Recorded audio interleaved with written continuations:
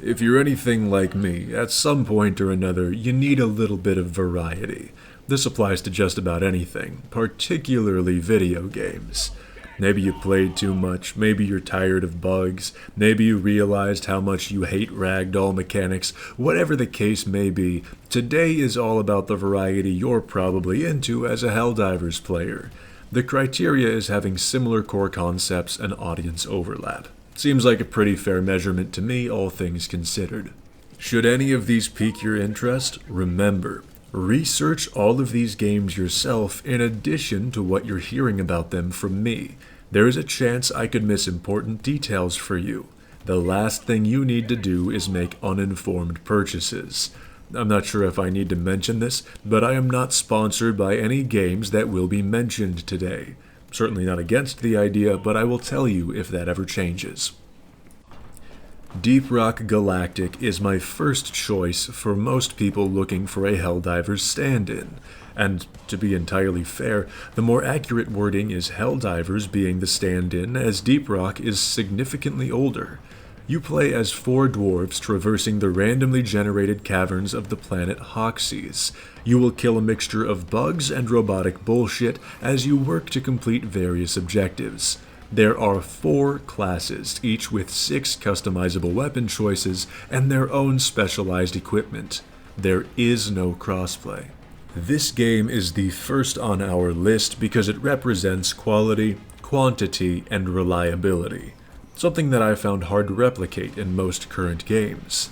The development team on Deep Rock Galactic has had a very long time doing this, and they have maintained a very consumer-friendly record.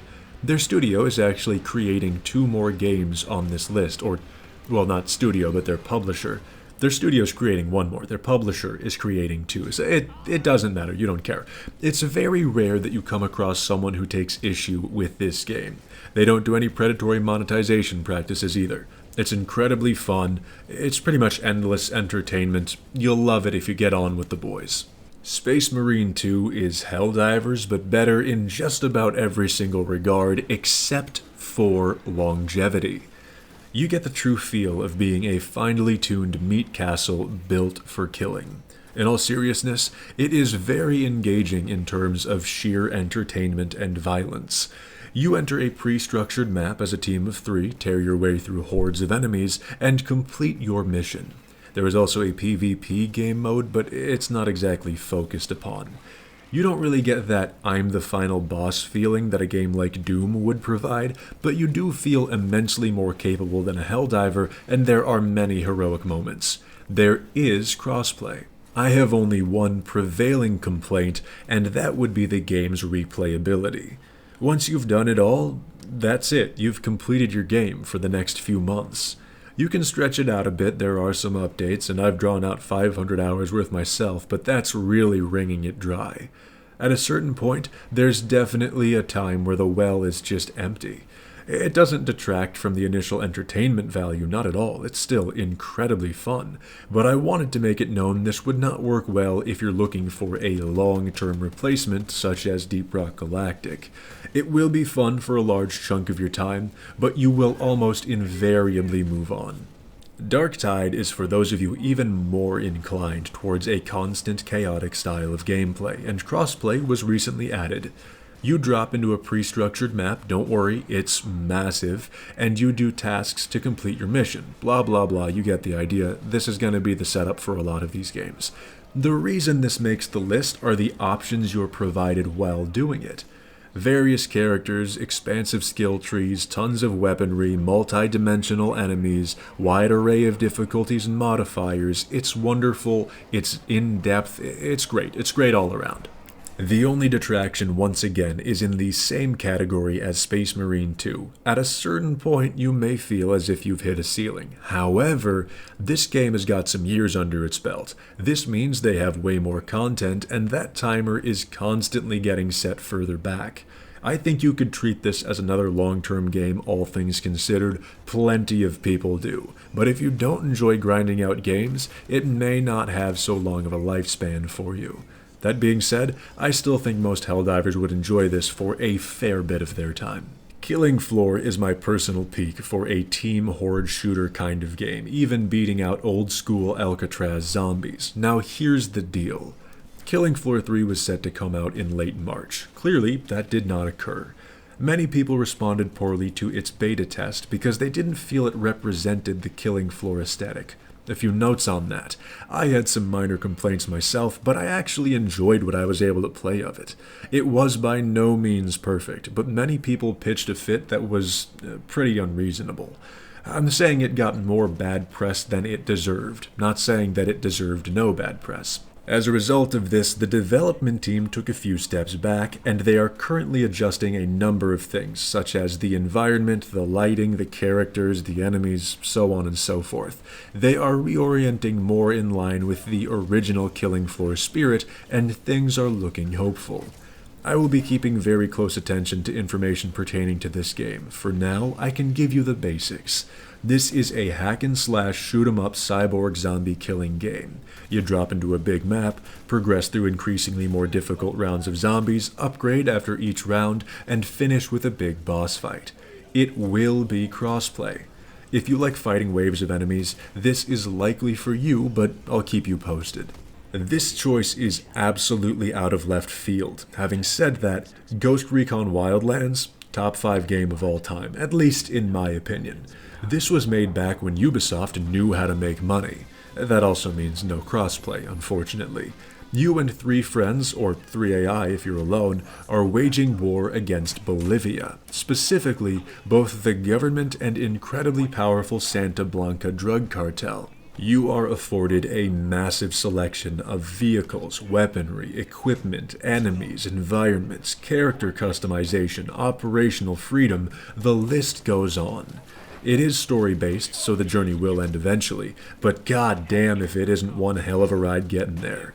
Look, I know the economy is not in the best shape right now. A lot of people can't afford to waste money on games. So just do me a solid, try to play this game through sometime before you die. Or get drafted. And then die. Because you tried to play this in real life. Jump Ship is the first game on this list that I've not been able to play, and this is because it's not out yet. However, based on everything that I've seen, this is the one. If it lives up to the hype presented, high chance I adopt this over Helldivers, especially if I don't have to deal with Ragdoll ever again. Simply put, it's Sea of Thieves but outer space piracy and robot fighting. Except, it's not Sea of Thieves because it's just environmental. There's no dickheads fucking with your shit. Well, besides the one you invited on your ship, but you did that out of your own volition because you call them friends.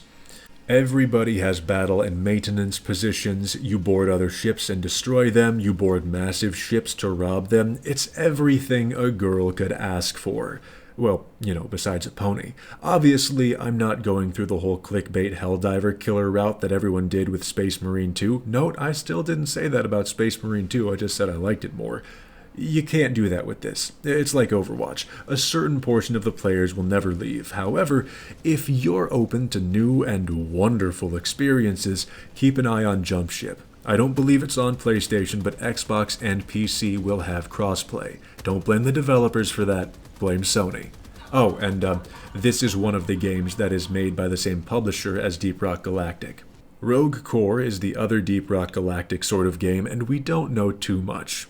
Currently, they are in the very early stages of alpha testing, but I can say this much, this studio seldom lets down fans, and they are very open to direction. From everything they've provided in the past, this should be great. They've had a fantastic track record. I just had to mention it. Oh, and this one is obviously the same studio and publisher as Deep Rock. These next few games I've either not played or I have played very little of in the past. GTFO looks very similar to Darktide and Killing Floor, but it also has a tinge of SCP-looking enemies. From what I've seen, it's at least worth taking a few glances over if that's your kind of thing. It's also apparently not very easy, so I would bring a group with you. It's got quality behind it, I just don't know what the hell it's about, so I can't speak on it too highly. The Division 2 is similar to Wildlands, but it's not. It's almost like a post-apocalyptic deal, but has some advanced technology at hand. There's a lot of street and building combat, as opposed to the massive scale of traversal afforded in Wildlands. However, I would say this does give more replay value given the progression systems that they have. The rest of these are great if you already have a regular group of people that you get on with. You get on around the same time, you just want to screw around with one another, gameplay isn't really the peak, you're doing this because it lubricates the conversation. In Repo and Lethal Company, you're a bunch of little shits trying to rob somebody. It's fun, it's cooperative, you might get in a fight over a coat hanger, you'll love it. I personally enjoy Repo more, but to each their own. You decide once you look into them further. Lockdown Protocol is practically Among Us, but it's actually worth a damn. You're a bunch of guys in spacesuits trying to figure out who the evil ones are.